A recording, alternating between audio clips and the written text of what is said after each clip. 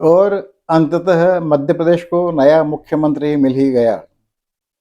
मोहन यादव अब मध्य प्रदेश के नए मुख्यमंत्री होंगे, जो अब तक हमारे शिक्षा मंत्री थे।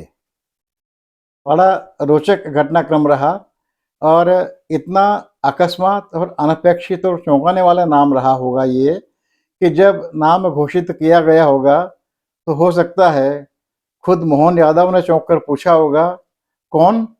मैं? आइए थोड़ी इस पे बात कर लेता हूँ। नमस्कार, मैं विष्णु बैरागी। आप देख रहे हैं मेरा यूट्यूब चैनल बैरागी की बातें। कृपा करके मेरा चैनल सब्सक्राइब जरूर कर लीजिएगा। मित्रों, मैं राजनीति का पंडित नहीं हूँ, लेकिन थोड़ा बहुत जो अनुभव कर रहा हूँ तत्काल टिप्पणी के रूप में आपके सामने प्रस्तुत कर रहा हूँ। ये एक 100% राजनीतिक निर्णय है जो 2024 के लोकसभा चुनाव को ध्यान में रखकर लिया गया है। मध्य प्रदेश के भविष्य, मध्य प्रदेश की प्रगति और मध्य प्रदेश के विकास से इसका कोई लेना देना बिल्कुल नज़र नहीं आता है।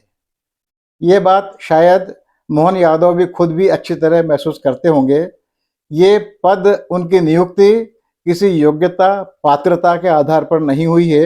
ये आवश्यकता की पूर्ति करने के लिए जो पैमाने थे, उन पैमानों पर मोहन यादव शायद सर्वाधिक खरे उतरे अनुभव हुए होंगे और इसीलिए उन्हें इस पद पर नियुक्त किया गया है।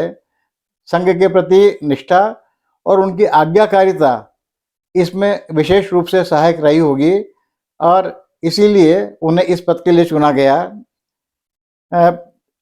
हम सब जानते हैं, सारी दुनिया भी जानती है कि इसके वास्तविक हकदार तो शिवराज सिंह चौहान थे।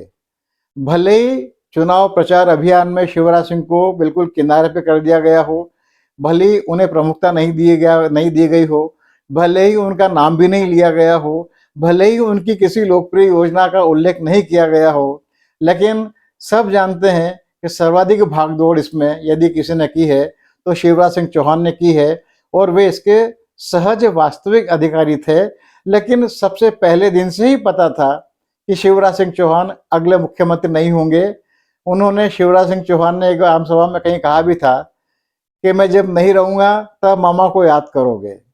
इसके बाद भी ये जानते हुए भी कि शिवराज सिंह चौहान को अब संघ और मोदी, शाह और उनके साथी अब इस पद पर नहीं देखना चाहते हैं, शिवराज सिंह ने कोई कसर नहीं छोड़ी थी। अपनी ओर से डिंडोरी की एक रैली में तो उन्होंने पूछ भी लिया था कि क्या शिवराज सिंह चौहान को अगला मुख्यमंत्री होना चाहिए या नहीं, और स्थिति ये रही कि अंत में उन्हें आके ये कहना पड़ा कि मैं किसी भी मुख्यमंत्री के पद की दौड़ में मैं शरीक नहीं हूँ। दिक्कत ये है कि वे पद तो चाहते थे लेकिन बगावत नहीं कर सकते थे।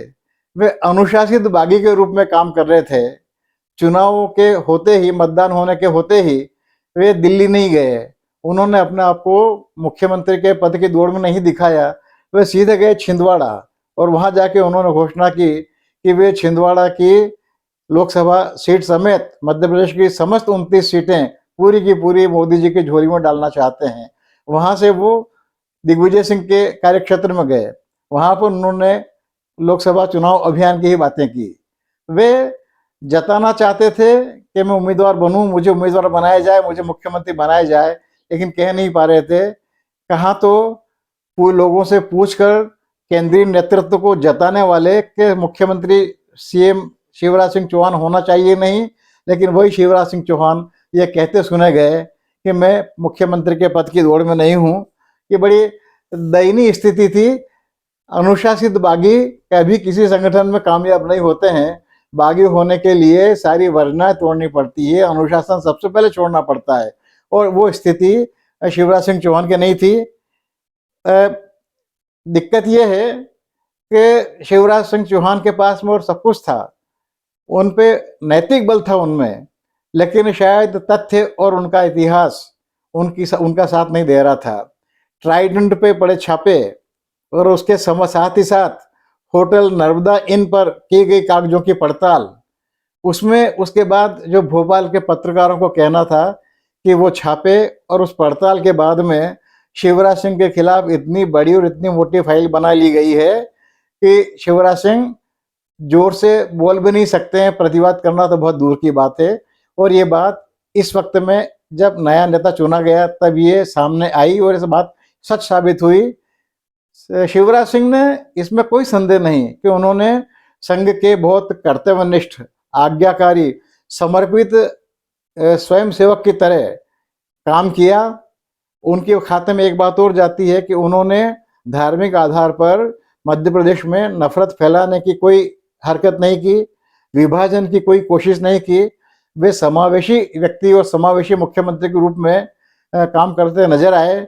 ये ठीक है कि जहां उन्हें बोलना चाहिए था वहां नहीं बोले सांप्रदायिक संदर्भों में, लेकिन फिर भी उन्होंने आग को हवा नहीं दी, लेकिन उन्होंने आग को ठंडा नहीं किया, लेकिन आग को हवा नहीं देने का काम भी उन्होंने किया। ये बात उल्लेखित की जाएगी बराबर। लेकिन संघ की जैसे की परंपरा चली आ रही है, संघ अपने कार्य, अपने स्वयंसेवक की निष्ठा, समर्पण, योगदान, इन सबको तभी जानता, जब भी पहचानता है, जब भी रेखांकित करता है जब वो उसकी जरूरतें पूरी करता हो। क्योंकि संघ का तो काम ये है कि वो सत्ता के लक्ष्य प्राप्ति में जो उसे सहायक हो सकता है वो उसे ही माथे पर बैठाता है, उसे ही पद पर बैठाता है, बाकी सबको एक किनारे फेंक देता है। संघ केवल उपयोग में लेता है, पुरस्कृत करे नहीं करे, उपयोग में जरूर लेता है। और ये हमने देखा कि वास्तविक प्राकृतिक हकदार तो शिवराज सिंह चौहान थे, लेकिन मुख्यमंत्री बनाए गए मोहन यादव, जिन्हें खुद भी नहीं पता होगा कि वो मुख्यमंत्री बनने वाले हैं। तो आइए, आज से एक नया अध्याय शुरू होता है, लेकिन ये सब स्पष्ट समझ लें कि मोहन यादव के मुख्यमंत्री बनाए जाने के पीछे, जैसा कि मैंने शुरू में कहा है, 2024 के लोकसभा चुनावों में सत्ता हासिल करना इसका लक्ष्य है। और इसको जोड़ा जाएगा उत्तर प्रदेश और बिहार की राजनीति से, जहां पर यादव को मुख्यमंत्री बनाए जाना एक राजनीतिक उपयोग के रूप में काम लिया जाएगा, राजनीतिक औजार के रूप में काम में लिया जाएगा। और ये अंततः आगे जाके इसकी कड़ियां जुड़ेंगी। उत्तर प्रदेश में योगी से मुक्ति पाने के लिए जो संघ और भाजपा अभियान चला रहा है उसमें भी मोहन यादव को काम में लिया जाएगा। और अच्छी बात यह है, मोहन यादव इस बात को खूब भली भांति जानते हैं कि उनकी नियुक्ति क्यों हुई है, किस लक्ष्य के लिए हुई है, और उन्हें इस लक्ष्य पूर्ति में केवल सहायक के रूप में काम करना है। बाकी तो मध्य प्रदेश अपनी गति पकड़ चुका है, उस गति पे चलता रहेगा। और अब सरकार चलाएंगे, या तो संघ दफ्तर चलेगी सरकार, या अफसर चलाएंगे। मोहन यादव पहली नजर में आज केवल आवश्यकता की पूर्ति करने वाले व्यक्ति के रूप में नामित किए गए हैं। और ये हम सब ने शुभकामनाएं अर्पित करनी चाहिए मोहन यादव को वे अब पहले जैसे भी रहे हों, कई बार पद आदमी को योग्य और सफल साबित कर देता है। तो हम सब शुभकामनाएं दें भाई मोहन यादव को, वे सफल हो, एक अच्छे यशस्वी लोकप्रिय मुख्यमंत्री के रूप में पहचाने जाएं और मध्य प्रदेश को तरक्की, प्रगति, विकास के रास्ते पर ले जाएं। धन्यवाद, नमस्कार। मैं विष्णु बैरागी। कृपया करके मेरा चैनल अवश्य सब्सक्राइब कर लीजिएगा।